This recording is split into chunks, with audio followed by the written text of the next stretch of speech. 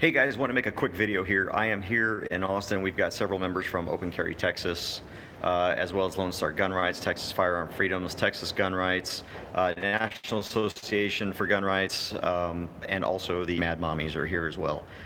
So it is very important that if you are able to get down here to Austin for these hearings on gun control today, that you do. And I realize it's very difficult. It's a Monday. Most people work and have jobs. That's great. But what's important is that your voice be heard, because there are two proposals that are being heard today. One of them is on what these so-called red flag laws. And these are laws where if somebody believes that you are a threat or a danger to you or others, that you can have your rights taken from you. Can you imagine that? We already have a problem where restraining orders have a 72% false rating. Where people are getting restraining orders against them 72% of the time without evidence, just based on a complaint made by one or more partners or just someone. And now we want to take that same flawed logic and apply it to whether or not you have the right to keep and bear arms. So if someone complains or says something or takes something that you said out of context, under this proposal that unfortunately Greg Abbott is supporting, under this proposal, you can have your gun rights stripped from you. So we're here to fight against that, because I can't tell you how many times people have said, I've even made claims against me that I'm a danger to society and I should be disarmed. These kinds of laws, all they do is seek to disarm law-abiding citizens. They're red herrings, they are Trojan horses, they are feel-good legislation, they do nothing to address the problem. No one should have any rights restricted from them or stripped from them without due process. And due process doesn't mean a judge says, all right, CJ, we think you're a threat, so we're going to take away your guns. That's not due process just because a judge says it. There are activist judges out there, and quite frankly, there are a lot of judges who don't care about rights and don't care about liberty. They care about government control and power, and red flag laws help to give the government more control and power. So, due process is that there's a conviction. Look, my thoughts are very simple on this. If someone is such a danger to society that they can't be trusted with guns, they should not be in society.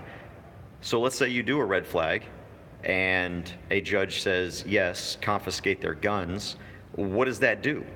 All that does is take away the guns they have, but they still have access to knives, to cars, to hammers, to bushwhackers, you name it. And somebody that's intent on killing someone is going to kill someone. So if they are legitimately a threat to society, then they need to be incarcerated or they need to be committed.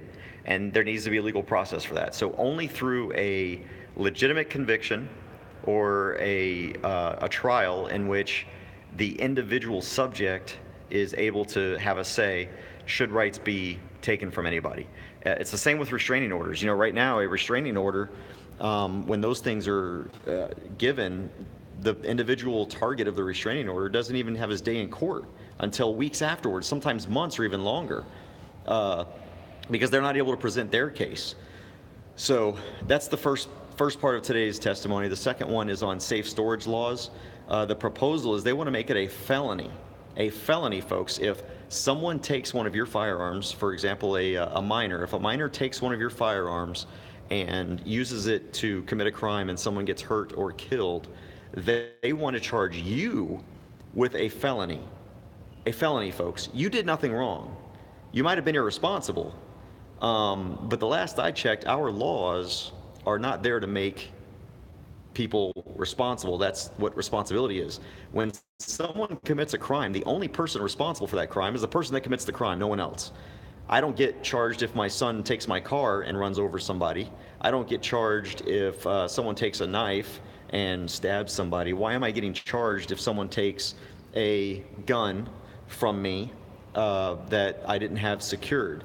Now that said, I obviously think that especially if you have minors, that guns should not be in a place where they can be easily taken without your permission. But that's training, man. That's training your kids about gun safety and safe gun handling, and not to touch guns except for in certain circumstances. So we don't need legislation for that. We need common sense. And common sense is just, if you've got kids around, keep your guns out of out of their hands. But what this law would do is it would make me a criminal if I've trained my 13 or 14-year-old kid or 15-year-old kid or 12-year-old kid. My kids have been shooting since they were 8 years old, and I become a criminal because they have access to my guns should somebody threaten us. Or, you know, even if they want to go in my front yard, I live out in the country, even if they want to go in my front yard and do some target shooting in the front yard, I'm okay with that. That's responsibility. That's them learning how to be good shots. So we oppose, and I oppose, and I'm here to oppose any red flag legislation, any red flag legislation. We have laws that if you are convicted of a crime, you are a danger to society. We have mental health and criminal statutes to deal with that. We don't need laws that prosecute people on thought crimes, because that's exactly what red flag laws are. Oh, I think he's going to do something, so we need to take his guns. He might possibly somehow, there's a chance that he might commit a crime or he might shoot somebody, so we need to take his guns.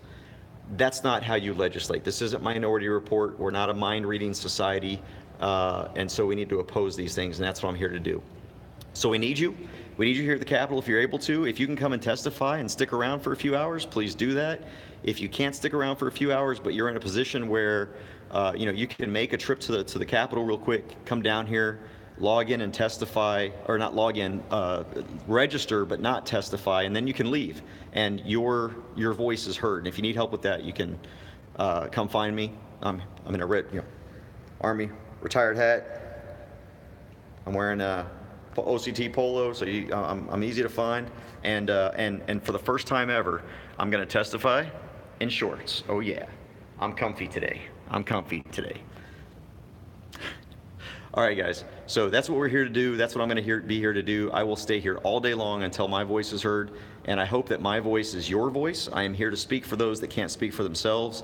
If you check my Facebook, you can see on both the Open Carry Texas Facebook page, on my Facebook page, and on my Facebook profile, for those of you that are friends with me, I have added a link so that you can watch this stuff yourself and listen to the nonsense that's being spewed. So God bless you all. Be safe.